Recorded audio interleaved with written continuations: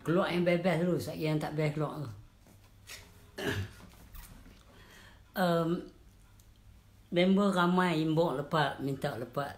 Pasal lepas ada banyak crowd, dia pun minta lepas tolong bagi tahu dekat kawan-kawan. So lepas cuba buat live jugalah pasal member bagi tahu tolong lepas suara sikit. Okey, lepas suara sekarang. Okey. Lagu biasa senang lah nak bersuara ni pun bukan susah.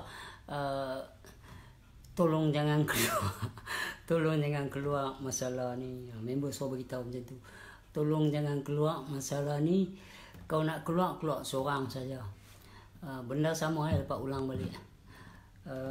Sebab lah proses untuk cure, proses untuk pemulihan benteras. So kita kena ikut lah. Walau ramai orang cakap dalam inbox PM lepas cakap bab hakikat,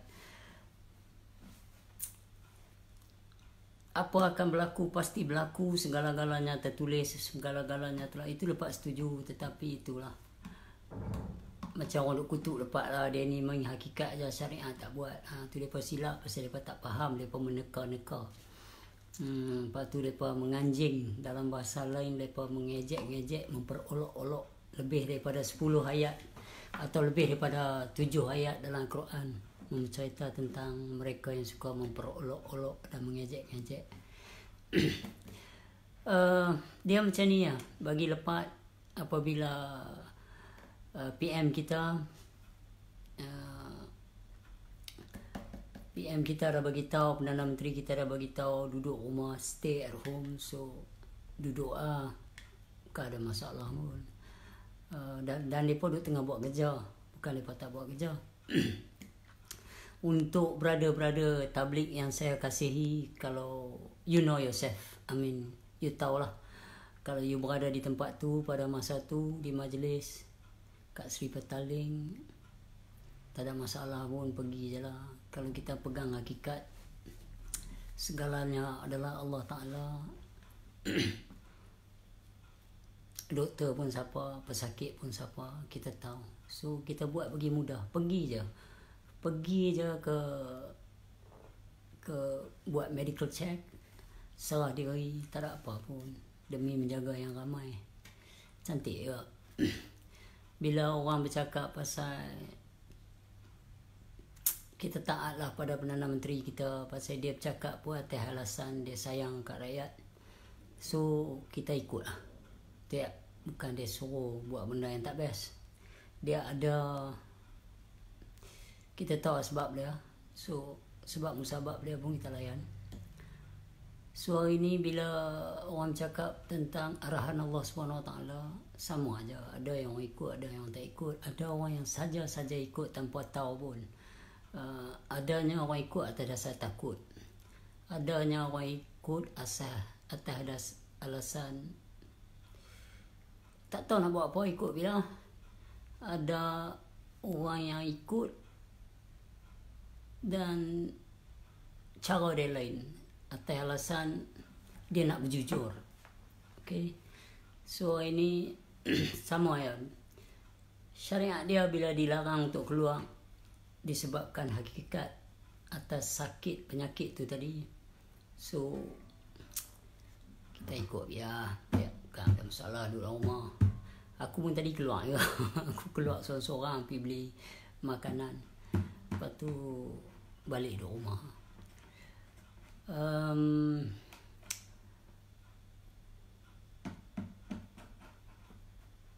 Kalau nak diusul sama aja bila orang menuduh aku ni tak suka orang pergi masjid. Okey. Ini puak-puak serekap jarang ni aku tak tahu mai daripada mana.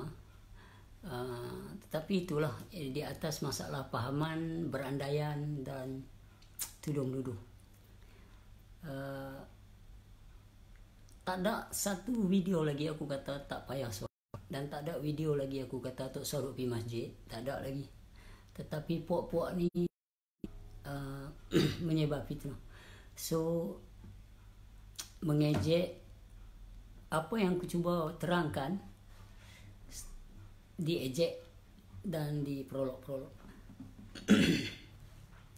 Bila aku kaji balik dalam surah-surah Al-Quran malam tadi dalam pukul 4 pagi, aku bertemu lebih pada 7 ayat yang menceritakan tentang mereka yang memperolok-olok dan mengejek-ngejek. Lebih pada 7, tapi aku dah mengantuk, aku baring dalam pukul 4 lebih gitu. Hari ni cuma nak bagi tahu satu je.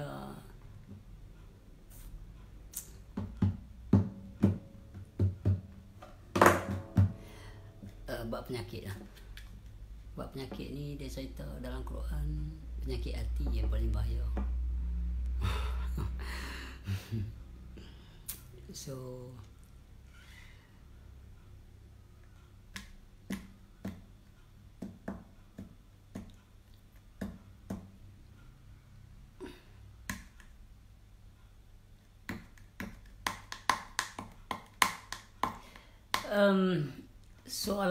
soalan contoh dia macam ni, tuntutan lah. Contoh dia, kita wajib semayang, tidak boleh tidak, wajib mengaji atas jalan apa sekalipun, tarikat apa sekalipun, mazhab mana sekalipun, wajib dengan tidak boleh tidak, kita harus solat. Solat, tak faham baik-baik, solat. So tapi aku duk perhati love yang orang duk bagi love, bukan aku perhati komen pun. So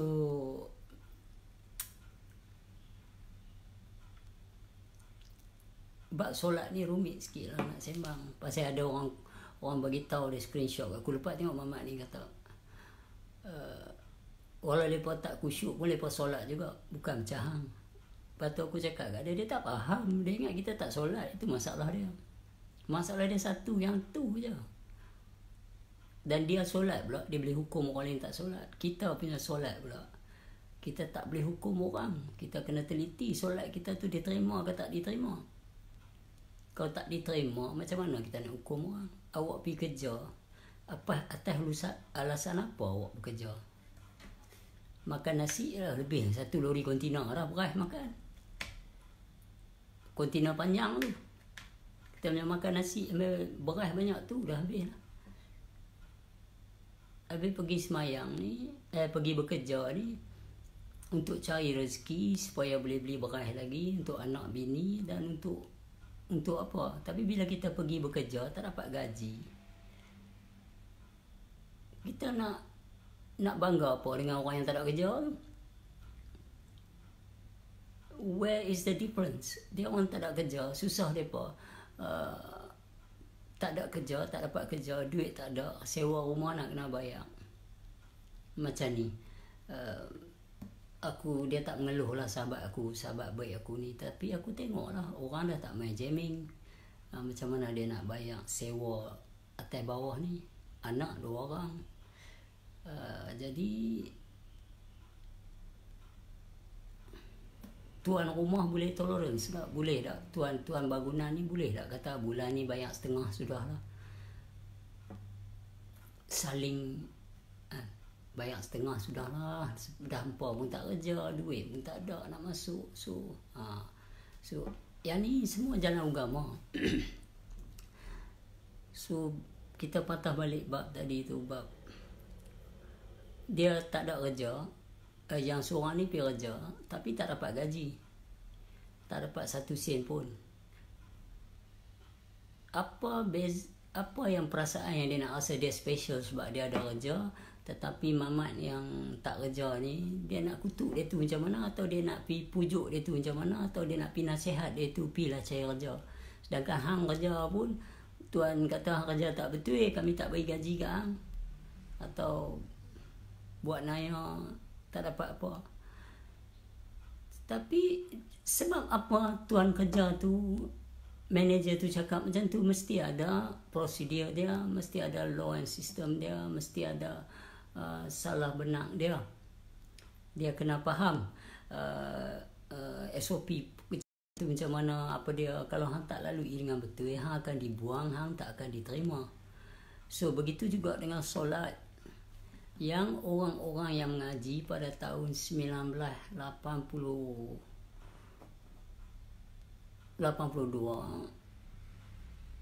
saya mengaji, saya tak ada istilah pahaman selok belok solat ni. Yang aku tahu aku buat je. Dan aku tahu fa'ilun tu saja. Aku tak tahu khosyi'un dan da'imun. Kalau aku tahu dari sudut baca ya, tak pernah cari pun. Apa dia yang dikatakan da'imun ni, apa dia? Yang dikatakan solat sambil berkenderaan ni, tiba-tiba orang cakap, oh yang tu waktu perang. Baik, waktu perang. Tapi macam mana rupa bentuk dia? Tolong hurai. Jangan cakap waktu perang je atau waktu apa. Quran tak tulis macam tu. Dan apa pandai Quran, berhurai. Bagaimana dia punya tertib, bagaimana dia punya rupa bentuk solat da'imun dan khosyi'un ni. Disebabkan hampa nak potong ala mereka ni. Baik, kita sembang fa'ilun hampa tak khusyuk, hampa tak peduli. So, how far the conversation can honestly go dalam kejujuran, dalam keikhlasan? You replace ataupun you pusing, you cakap tak buat, tak apa janji kami buat, hang tu tak buat. Siapa abang kami tak buat?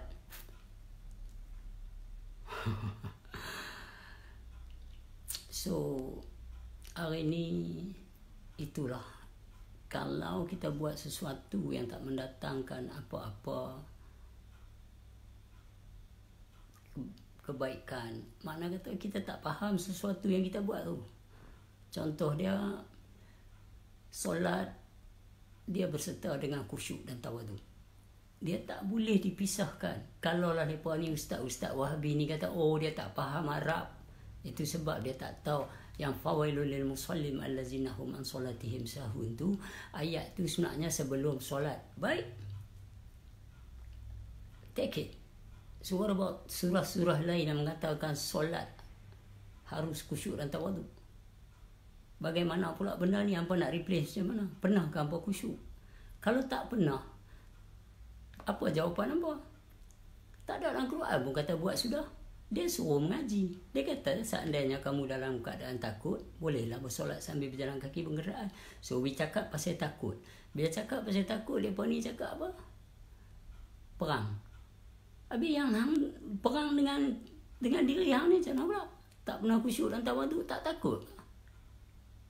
Mereka replace benda tu. Mereka buat macam tak ada apa benda ni, buat sudahlah. Pada mereka tak buat. Siapa cakap mereka tak buat? Solat adalah solat. Itu yang ditanya tadi. Bagaimana rupa bentuk solat da'imun? You replace dengan thought and emotions. Oh, lepas tu perang. Alright, it's okay perang. So how do we do that? Kalau kita duduk tengah perang dengan nafsu, kita duduk tengah perang dengan keadaan diri kita ni, kita buat salah selalu. Aku buat salah dalam hidup. Dari mata yang ramai. Membawa pada menjadi susah. Tetapi kalau kita pergi dari sudut makrifah, dia tak ada soal salah, dia ada soal susah. So susah lah nak cakap dengan orang yang tak mengaji. Mereka nak panggil aku jumpa ustaz ni, nak berdebat ni. Dari sudut ilmu mana nak berdebat? Baru, budak-budak baru ni dia bercakap begitu lah. Tetapi kalau orang-orang lama yang mengaji, yang biasa aku duduk, aku kata boleh debat dengan ilmu makrifah ni. Ilmu makrifah tak boleh debat. Kenapa? Sebab dia adalah mengenal diri, bukan mengenal yang ramai. Mengenal diri kamu, maka mengenallah Allah yang satu. Bukan mengenal ustaz tu, konsep ni, law ni, sistem ni. Bukan kenal mazhab ni, bukan kenal Wahabi ke Salafi ke Sunnah Syiah. Dia mengenal diri kamu, bukan mengenal kaedah sikap kamu. Dia mengenal sifat-sifat yang ada pada kamu, yang mana bukan hak kamu. So di mana tempat nak berdebat dari sudut mengenal Allah? Sebab dia laisa kamitslihi syai'un. So this all trap. Inilah banyak okey, aku berkali dipanggil oleh jabatan dan duduk depan mufti pun banyak kali lah. So di benda macam ni aku perhati, kenapa guru-guru dulu yang begitu mulia, yang begitu sempoi, guru-guru makrifah, contohnya Abu Darasan, Arifin bin Ali, Kiai Haji Saleh, semua ni banyak lagi lah guru-guru yang dahsyat, dianggap sesat. dan dituduh sesat. Sedangkan mereka bila kita pergi mengaji duduk depan mereka, kita tengok sangat berlain tutur cara mereka dengan ustaz-ustaz yang duk sekarang ni, yang duk bersembang dalam masjid, duk fitnah, duk hentam. So jadi kita bertanya pada diri kita, kenapa, macam mana guru kita di label sesat oleh ahli-ahli ni? Selepas tu dapatlah jawapan sewaktu bila aku duduk dalam majlis soal jawab. Soalan mereka tu macam mana? Sebab bila aku kaji balik, banyak guru-guru dulu mereka rebel. Mereka tak peduli lah. Mereka tegas. Macam ayah aku pun katuk meja. Salah ke tak salah? Dia tanya katuk meja. Tak salah, tak salah. Dia kata. So, itu afaal dia. Tetapi bila aku kaji balik, hang tak boleh jawab semua soalan sebenarnya. Dan hang tak boleh terima semua pelawak. Sebab di situlah akan menjeratkan hang kembali. Bila aku tanya, adakah soalan ini penting di mata Allah Ta'ala? Soalan-soalan macam ni. Kalau ditanyakan, wafi anfusikum afala tu'sirun. Atau ditanyakan, wahuwa ma'akum ainama kuntum. Aku jawab, dan aku tanya balik, macam mana pandangan tuan-tuan? Pasal ini bukan untuk saya saja, ini untuk kamu. Bila dia kata kamu, untuk siapa saja yang baca? So, di sini terjadi satu kisah. Telah tercipta satu kisah di atas.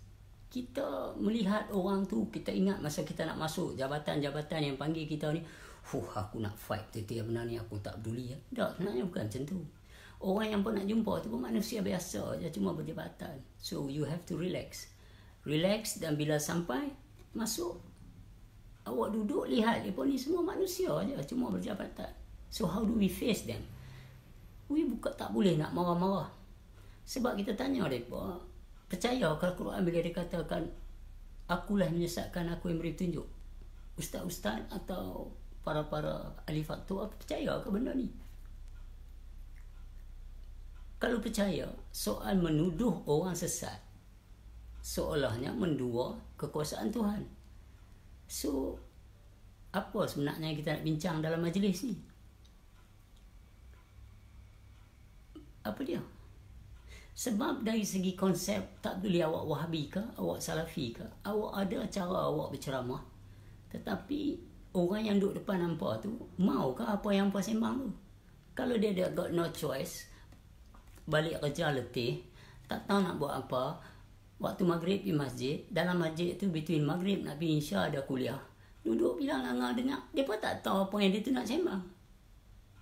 Tapi dengar, tiba-tiba dia bertibai lepat ni ada satu orang macam ni, dia pun lepat mana pula? Itu bukan ada dalam ajaran Al-Quran.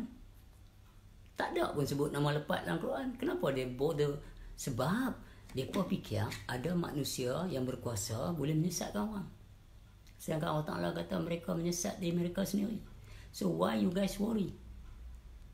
So di sini, maka disebabkan pahaman yang tak dapat dihadam dengan baik, maka timbullah persepsi-persepsi yang sampai, jangan bagi dia jual buku dia ni, bahaya dia tu, ini apa. Padahal tercetus daripada sikit ya. Who are you to judge? Who are you to judge? Dan Tuhan kata, Allah adalah sebaik-baik hakim. Hari ini, bila kita kaji balik, mereka ni seolah takut dengan bayang-bayang mereka sendiri. Bila tuduh orang, nak bagi orang tu nampak tak best, tuduh dia tak semayang, tuduh dia sesat, tuduh dia macam tu, macam ni. So they have a playground to play their bullshit games upon whoever in front of them. Because why? They already create the ground that saying this man is danger, this man is running away, this man is sesat, this man is blah blah blah blah by their own thought and emotion. So bila kita duduk depan mereka, kita tak boleh buka bab ilmu makrifah. Nak cerita apa dengan mereka tak tahu. Macam mana kita nak persoalkan ahli-ahli jabatan ni? Dah mereka nak persoal kita atas dasar apa? Kami dapat protes ni daripada orang yang ramai. Baik, mana orang tu? Mana orang yang protes saya tu mana? Antara saya dengan tuan-tuan dan ahli-ahli fatwa, tak ada masalah. Antara saya dengan Dr. Kamilin, Dr. Mazhar dan ustaz-ustaz Pelang yang lain, saya gelar mereka Pelang because they don't know what they're doing to me. Nak jalan susah dalam yang ramai, adik-beradik malu. So aku gelar Ustaz Kamilin dan ustaz-ustaz lain. Mazhar aku tak tahulah pasal aku tak dengar lagi. Cuma dia kata saya tak suka lepas. Tu saja. They smart, they very smart.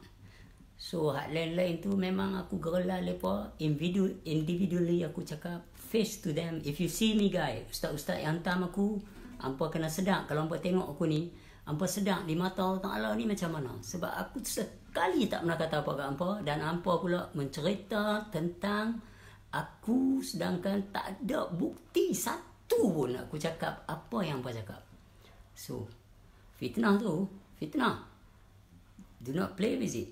Buka dalam surah, berbagai surah ada cerita pasal fitnah, seolah lebih dahsyat daripada membunuh. So that's what you guys just done and have done.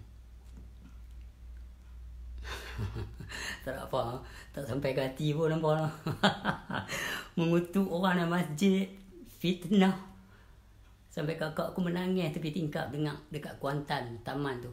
Dekat, aku tak ingat dah. Kak aku duduk Kuantan, nampak sebut dalam taman tu di mana dia duduk, seketul nama aku sebut. Jahat betul nampak ustaz-ustaz ni. Yes, you guys. Orang Penang kata pelak. Because that's what you do is not nice, man. It's not only for me. Kawan-kawan aku kena kutuk tempat kerja. Semua orang. So padahal aku selalu tanya.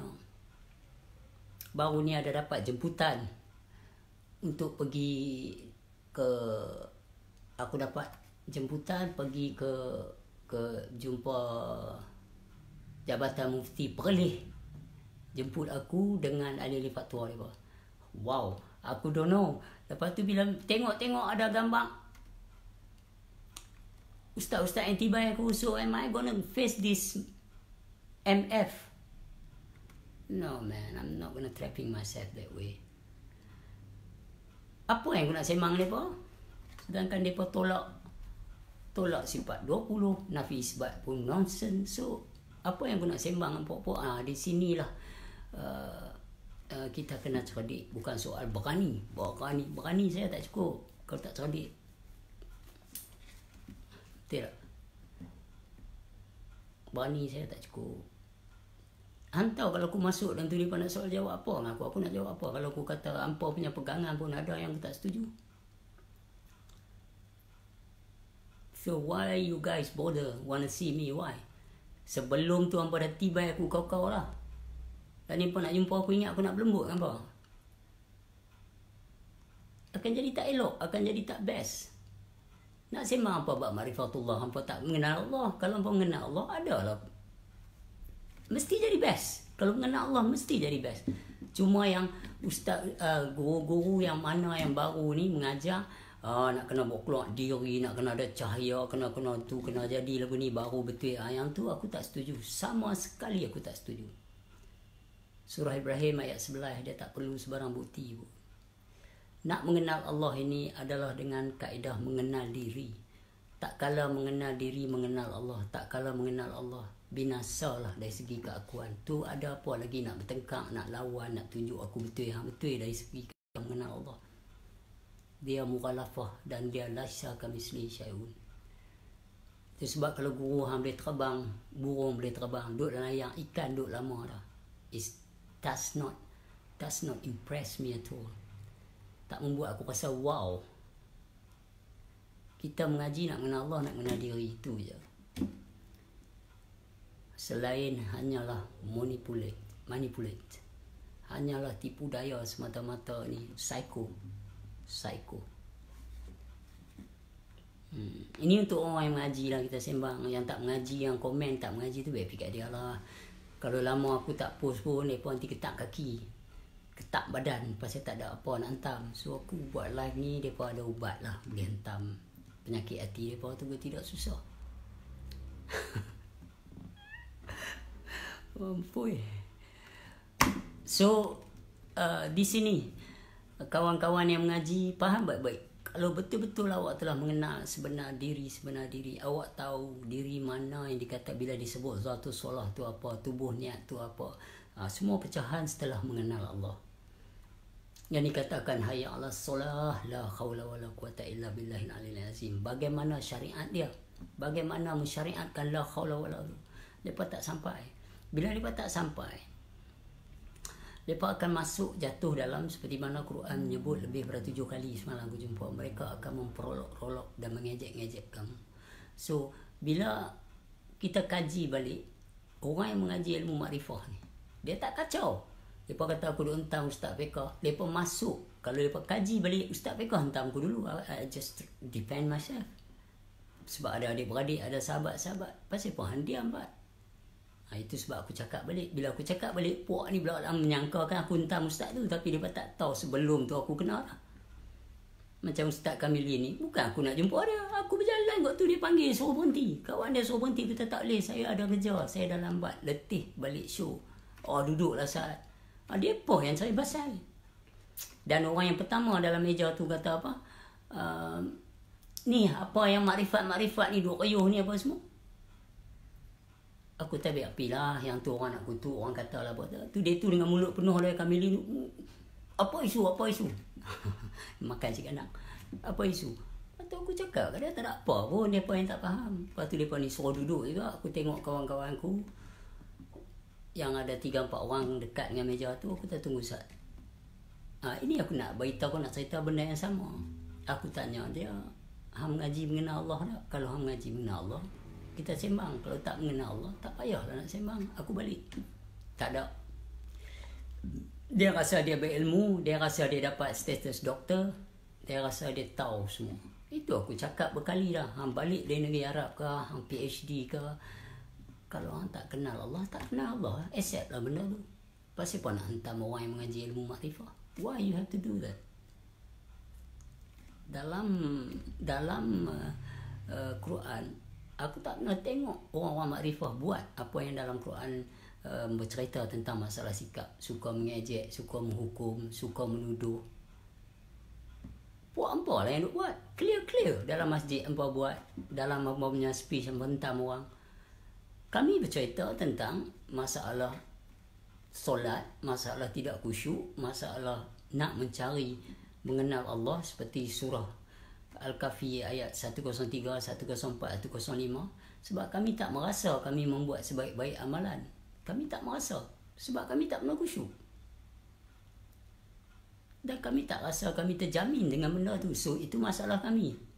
Mind on your own business. Kami jaga kami punya masalah. Kami tahu kami punya masalah mempertuhankan Tuhan ni belum lagi lengkap. So kami pergi mencari. Yang hampa ni mempertuhankan agama, hampa rasa cukup dah. Konsep ideal law system, that's what it's all about. We don't do that. We want more than that. Kami nak berjujur dengan siapa sebenar-benarnya diri kami dan kami nak tahu. So where is the wrong part? Mana masalahnya? Kalau cakap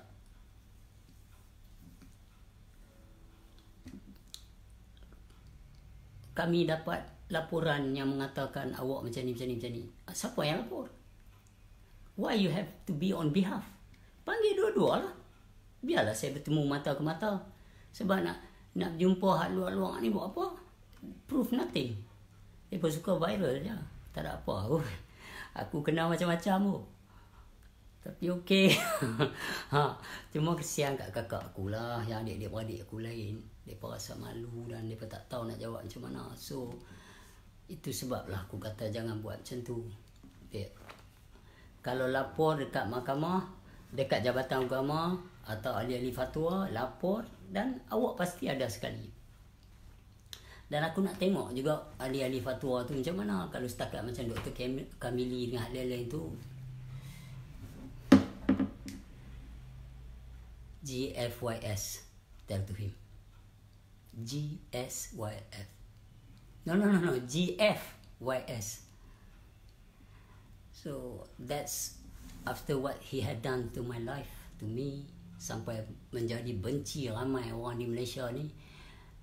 Ustaz-ustaz lain pun buat sampai di Terengganu jadi mengarut.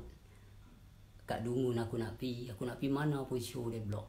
Orang block sebab atas depa ni. So GFYS for you guys. Sebab apa yang hampa buat ni memang tak baik. Hampa mencetuskan sangka-sangka buruk. Hampa mencetuskan benda-benda yang tak elok. So orang Makrifah tak buat macam tu. Depa kesalahan depa dengan diri depa aja. Depa tak ada nak cetus cerita kat orang lain. Dan guru kami pun larang untuk pergi bertujai dengan orang buat semayang dak. Kita jumpa orang yang betul, mufti apa kita sembang. Tapi tengok kalau mufti tu pun tolak sebab 20 tolak apa ni ini. Layan apa mufti tu? Sebab macam mana hang solat kalau orang tolak benda-benda ni? Oh, kita kerukunan kalau lepas tak setuju habis ya. Buat atau senang je lah. Bukan soal takut, soal we don't want to waste our time. We not gonna waste our time. Sebab these people akan ambil depa menu. Contoh dia kalau aku nak pergi Jabatan Mufti dan Ahli Fatwa Perlis invite aku baru ni. Aku memang nak pergi, aku tak ada duit. Tapi bila member aku tunjuk gambar-gambar depa ni lah dulu Pat yang tu bincang pasal yang Abang Izam. Aku tengok what? Kalau macam tu aku nak pergi sembang apa dengan dia? Ya benda yang kita nak proses ni. Aku percaya kalau aku yakin Dr. Mazhar sekalipun dia mesti biasa berjumpa dengan orang macam ni. Waktu dia study di USM ke mana-mana, dia mesti pernah pergi jumpa rumah orang-orang yang mengaji ke, atau dia mestilah terjumpa dengan orang yang mengenal Tuhan. Allah Ta'ala pertemukan kamu berkali-kali dengan orang macam ni, mesti bersebab. Mesti kamu kena drop your ego atau drop. Try faham ataupun let it be lah. Janganlah kutuk orang tu. Dia nak berjujur dengan Tuhan dia. Dia nak ikhlas. Contoh lagu zaman Mansur Al-Halash, zaman Syekh Siti Jenar, Ibnu Arabi. These all people lah nak jujur dengan cinta yang mereka kandungi, dengan cinta yang mereka ada. Itu saja. So bila kita nak teropong mereka ni dari sudut pahaman kita, memang salah. Takkan kita nak kata Ibnu Arabi sesat dengan Wahdatul Wujud punya kaedah. Apa yang kita faham dengan dia faham. Sebab Wahdatul Wujud, none of us. Begitu juga dengan Ibnu Arabi sendiri. Dia tak boleh pegang. Begitu juga dengan Mansur Al-Halash. Mana boleh duduk dalam Wahdatul Wujud? Tak ada siapa boleh bawa Wahdatul Wujud melainkan Allah itu sendiri. Sebab yang boleh mengaku Allah hanya Allah saja. Tapi kaedah dia faham tak? Kenapa? Siapa yang berkata-kata? Sebab kita tak lepas sifat 20 tauhid, tahqiq, tajalli. Bila kita tak lepas yang tu, kita akan hukum. Tapi kalau kita mengaji yang tu, kita akan faham Allah mahu di sini signifikan dia, di sini facts yang membuat depa tu macam tu. Okey, kenapa depa tu jadi macam tu? Sebab pengakuan telah tersebar atau tuduhan fitnah juga hari ni macam ni. Kalau tak ada YouTube, macam mana aku nak bela dia aku sembang? Hari ni ada orang duduk tengok, oh macam ni betul juga ustaz-ustaz tu duduk hentam dia sekali tak pernah cakap benda tu. So where do they got this idea? Spread such a bullshit. So orang tahu lah. Jadi apa ya keuntungan, apa mata lepat melihat jubah dan serban ni istimewa kalau mereka tu macam tu. Dan budak-budak muda tengok aku rambut dreadlock, tak kisah sebab aku bahasa hati yang melekat ke mereka. Mereka tahu mereka nak berjujur. So itu saja. Tak salah nak bagi ceramah, tak ada siapa nak kutuk hang. Tak salah nak pergi masjid ni ambil duit, tak salah. Buatlah. Nobody cares. But doing it right. Janganlah pergi hentam orang dalam ceramah awak. Why?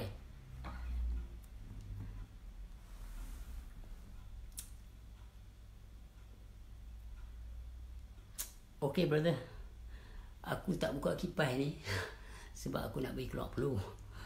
So belakang lencun dah ni, basah lah. So kita